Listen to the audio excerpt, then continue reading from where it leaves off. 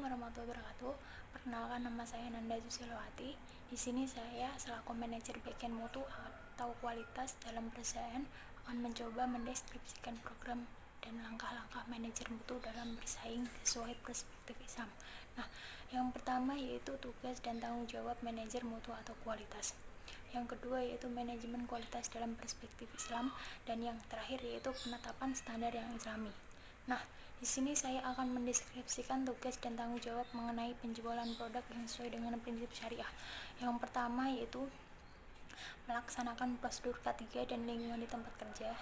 Nah, usaha kami berkomitmen untuk menjamin keselamatan dan kesehatan tenaga kerja dan orang lain, seperti kontraktor, masok, pengunjung, dan tamu di tempat kerja. Nah, selanjutnya memenuhi semua peraturan perundang-undangan pemerintah yang berlaku dan persyaratan lainnya yang berkaitan dengan penempatan keselamatan dan kesehatan di tempat kerja. Selanjutnya, menggunakan perbaikan berkelanjutan terhadap sistem manajemen dan kinerja K3 guna meningkatkan budaya K3 yang baik di tempat kerja. Sedangkan lingkungan kerja pada usaha keripik tempe Andes yaitu harus menetapkan dan mengelola lingkungan kerja yang diperlukan untuk mencapai kesesuaian pada persyaratan usaha ini. Lingkungan kerja berhubungan dengan kondisi di mana pekerjaan dilakukan, termasuk faktor fisik, lingkungan, dan faktor lainnya seperti cuaca, kelembapan, dan lain-lain. Nah, yang kedua yaitu mengevaluasi kerjasama dengan rekan kerja dan lingkungan yang beragam. Yang ketiga, mengevaluasi rencana mutu atau quality plan. Yang keempat, mengevaluasi isi daftar simak atau checklist. Dan yang kelima yaitu mengevaluasi hasil inspeksi dan pengujian atau quality control. Nah, tujuan utama inspeksi dan pengujian pada usaha keripik tempe Andes dalam sistem mutu yaitu untuk mendeteksi produk cacat dan produk yang berkualitas rendah terkirim kepada pelanggan. Yang keenam, mengevaluasi kaji ulang pelaksanaan jaminan mutu. Yang ketujuh, mengevaluasi dokumentasi dan laporan. Nah, selanjutnya yang kedua yaitu manajemen kualitas berdasarkan perspektif Islam. Manajemen kualitas dalam Islam tidak berarti hanya memproduksi produk berkualitas agar konsumen merasa puas, akan tetapi lebih dari itu. Mencakup keseluruhan aspek kualitas individu, organisasi, dan masyarakat, sehingga hasilnya dapat bermanfaat untuk kesejahteraan seluruh umat manusia. Nah, dalam sistem Islam, kualitas lebih penting dibandingkan dengan kuantitas. Kualitas merupakan persyaratan yang harus dipenuhi bukan saja pada masalah yang besar, tetapi juga masalah yang kecil.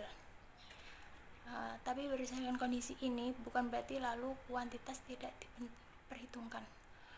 Kuantitas tetap diperhitungkan jika telah memenuhi kriteria kualitas, yaitu dilakukan sesuai dengan risalah Al-Quran dan hadis. Sedangkan total quality product atau service diawali dengan desain kualitas sesuai dengan Islam. Misalnya prosedur dalam melakukan proses produksi. Dalam usaha keripik tempe Andes ini terdapat logo sertifikasi halal.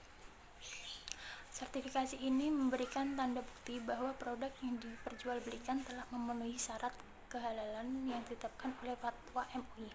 Nah, dalam perspektif Islam, karyawan akan menyadari bahwa pekerjaan dapat terselesaikan dengan baik hanya jika dipekerjakan sesuai dengan syariah Islam. Setiap individu, pihak manajemen, dan karyawan memiliki kewajiban untuk meningkatkan pengetahuan dan keterampilan secara kontinu.